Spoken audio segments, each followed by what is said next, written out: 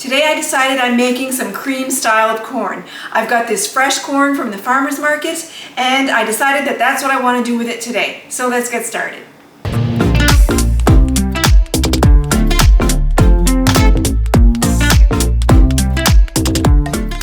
So you may be wondering, why would I do my own cream-styled corn when I can just easily go to the grocery store and buy it myself? I like to reduce the amount of foods that I eat that come from inside of a can, and this is another one that I use fairly regularly to make different kind of dishes like a corn chowder or a shepherd's pie. So I'm gonna make this cream-styled corn myself. It's not too hard to make it all, just a few steps involved. So the first thing that we need to do is we need to remove the husks from the corn. Remove all these husks one by one. And as well, you may want to cut off the bottom as well if it's too long. This is going to have to go inside of a pot, so we need to fit these inside of a pot to blanch them. Once we've got all the husks removed, we're going to want to wash them well. Remove all the silk as well. You don't want any of that silk to get inside of your jar, so be sure to remove the silk. Once your corn has been husked, washed, and all the silk removed, the next thing that we need to do is to blanch it. So blanching consists of immersing your corn in boiling water, bringing it back to a boil, boiling it for 4 minutes, and then submersing it in cold water to stop the cooking process. This is a very important step, so you can't skip this step. Once your corn has been blanched, it's now time to remove them from the cob. So you want to take your corn that has cooled down. I find the easiest way to remove them is to put them inside a bowl, to invert a smaller bowl inside, and to lay your corn on top. You can either there's lots of fancy contraptions out there to remove corn from the cob, but I find this works really well, or a really sharp knife. This knife is really sharp, works really well. Don't go too deep. You don't want to start cutting the cob off, the middle part of the corn, but you want to get close enough to get the corn. So let's make our way through our corn.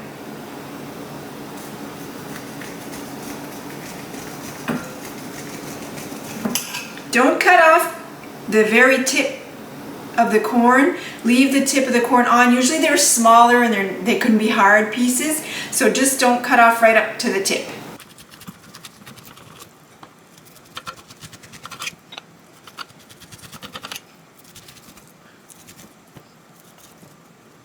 Once you've removed most of the corn from your cob, I take a dull knife. You don't want to take something too sharp, and what you need to do is kind of scrape your cob to remove any of the leftover corn, and as well what's called the milk from the corn. So it's kind of spraying the side of my bowl. I don't know if you can pick that up, and this is what's going to make your cream of corn, your cream-styled corn. So you want to do that until you've removed all of this from the cob. If you take a sharp knife, you'll probably be digging into the cob, and you don't want to get pieces of the cob in there. You just do this on each cob until you've got all the cobs done. As you can see here, scraping the cob provides this milk-like liquid that's going to make it more like a cream-styled corn. So that's why it's important to scrape the cob. So I've gotten quite a bit of corn from my 12 ears of corn. I'm really happy, very excited to see what I've gotten.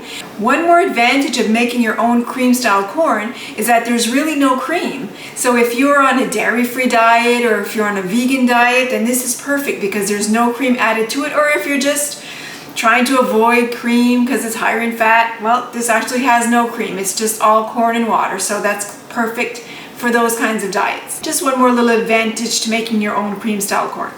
What happens next is that we have to add, this has to go back to the stove top. So for each 2 cups of corn that we have, we need to add 1 cup of boiling water. So I have 8 cups of corn right here. So that's going to be 4 cups of boiling water, but I'm gonna measure it all out first.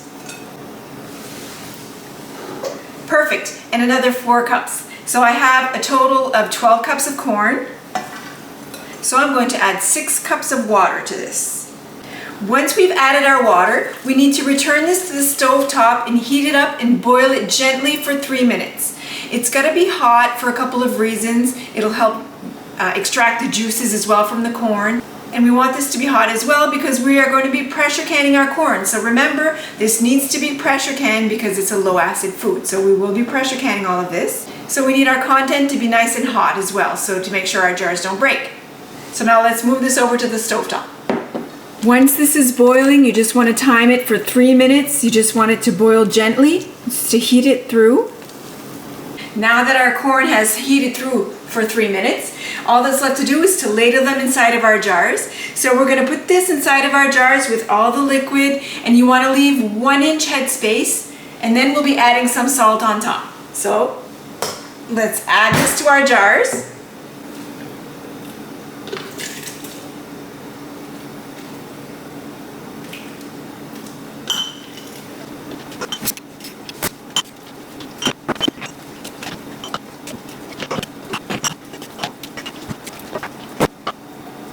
Now that I've filled all my jars, I actually got more than I thought I would. I'm going to add some salt. Now this might not be the thick cream of corn that you're imagining that you would buy in a store where you almost have to shove it out of your can to get out.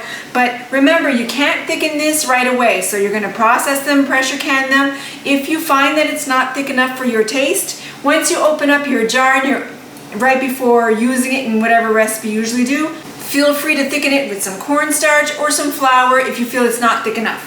I'm going to add 1/2 teaspoon of pickling salt to each jar. Pickling salt because we're pressure canning this. My pressure canner is heating up in the back.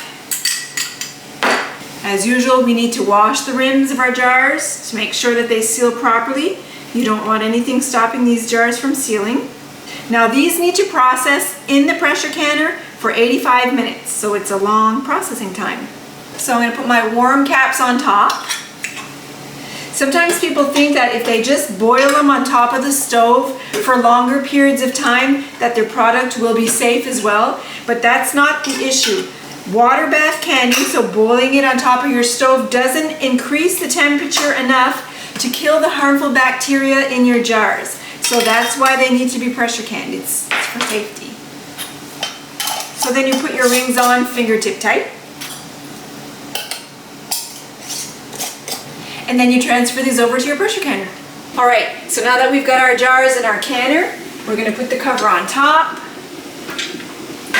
seal it.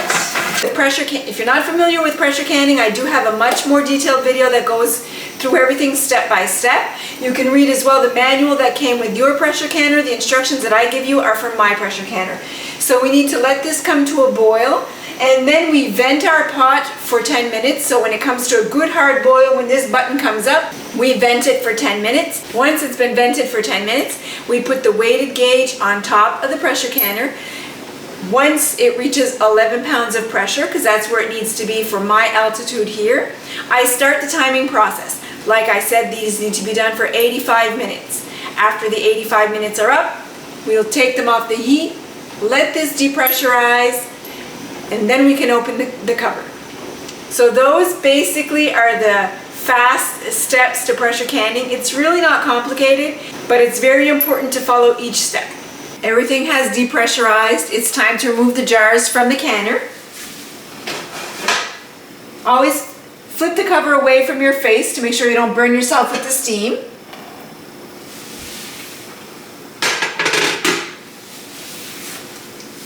And so we have to let these sit in the canner again for another 10 minutes before we remove them from the pot.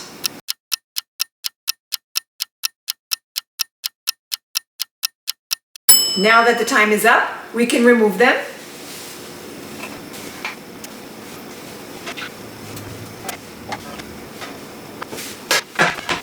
So there you have it, 6 jars of cream-styled corn. I do have a little one. I had a little bit extra and I put it in a smaller jar. So don't forget to mark on top what it is that you have in your jar. Mark the year as well that you canned it, because it's easy to forget sometimes when you've got a lot of canning going on what exactly you did can and when. Remember to leave your jars sitting for 24 hours. Don't touch them for 24 hours. After that, you can store them in a cool, dry, dark environment, and they should stay there good for at least a year. Remember to remove the rings from the top of your jars after you've let them set for 24 hours. You don't want to store them with the rings on top. I do hope you've enjoyed this video. I hope you like the content. If you do, check back again soon to see what other content I'll have coming out.